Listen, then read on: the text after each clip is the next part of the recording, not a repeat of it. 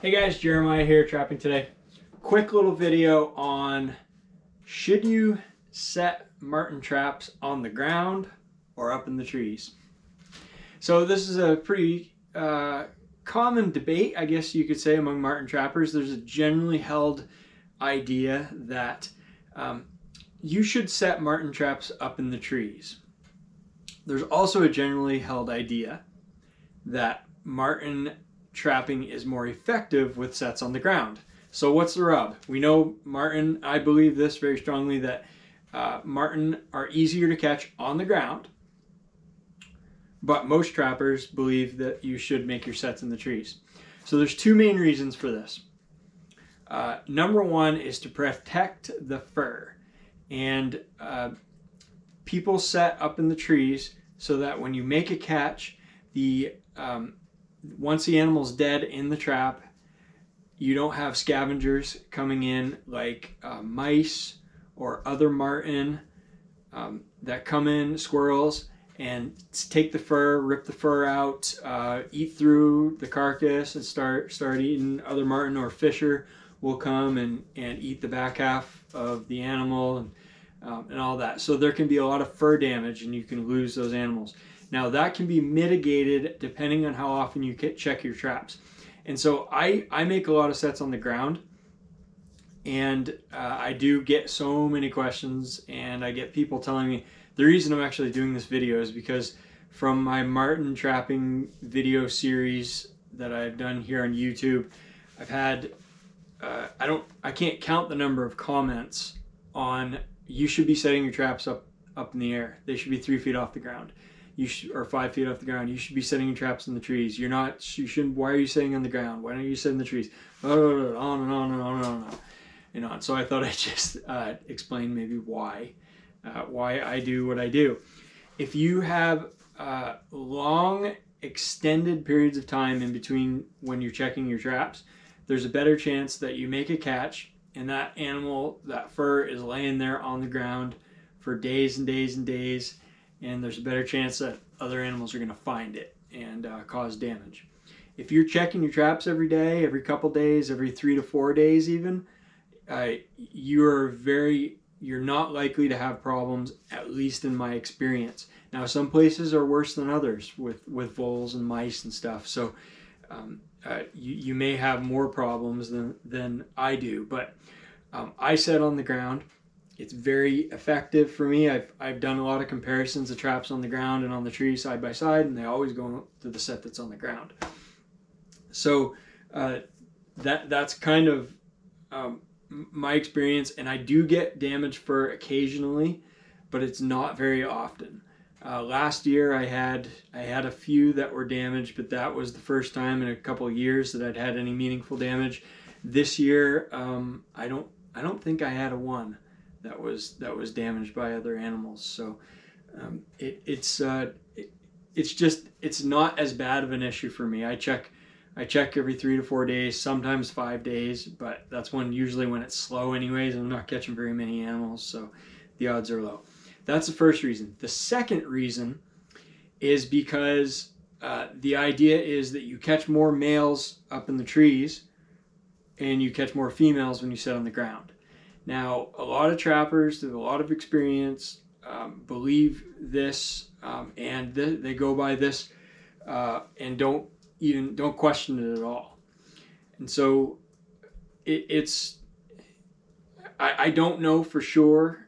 I don't want to argue the point too much, but when you start taking something that you believe and turning into sort of a religious belief that nobody can argue, then you got to start questioning how open-minded you are, and maybe wondering about have you really thought about this and tested this idea and this theory. And the reason I say this is because I'm using these lynx exclusion devices that we're required to use in Maine to trap marten, to trap anything with a body grip trap, baited set.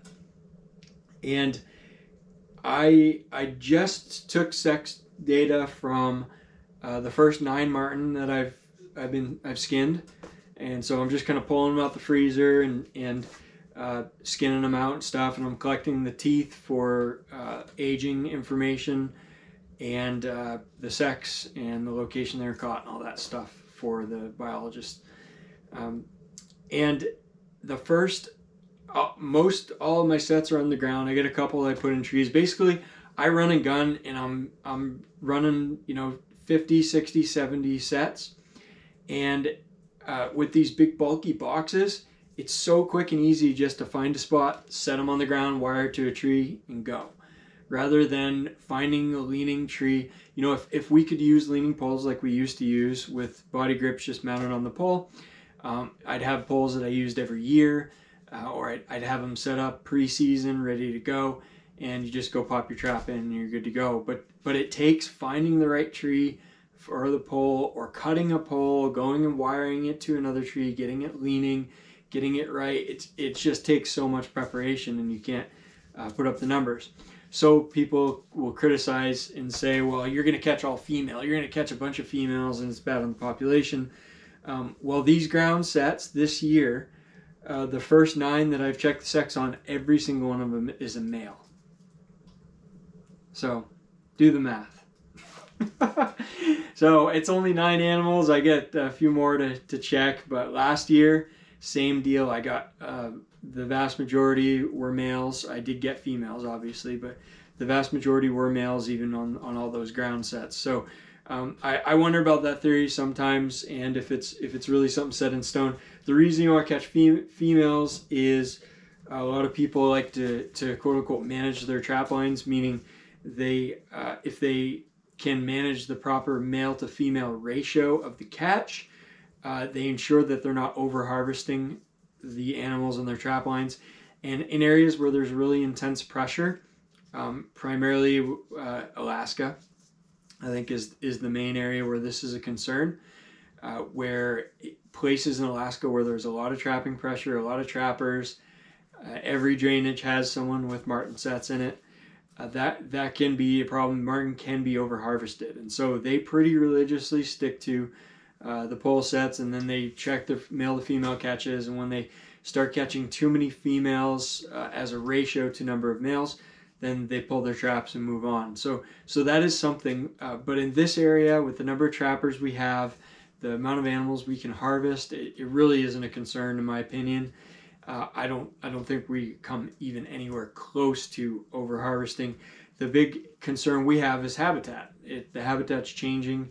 The woods are being cut pretty heavily, and the marten habitat's going away. So that's affecting the marten. So you just got to put it all in context. What is your overall goal, and why do you set on the tree versus in the ground? Another reason might be, well, you get 3 feet of snow. It's a lot easier to tend your box, your set that's up in the tree, rather than finding it down on the ground. So there's benefits, and there's positive and negative to each type of set for marten, but I just wanted to throw in a little argument as to why there's not always the setting up in the trees is not always the best way to go. It's a really good way to go, but there is no right or wrong answer. So anyway, that is why you set on a tree or on the ground for marten or fisher.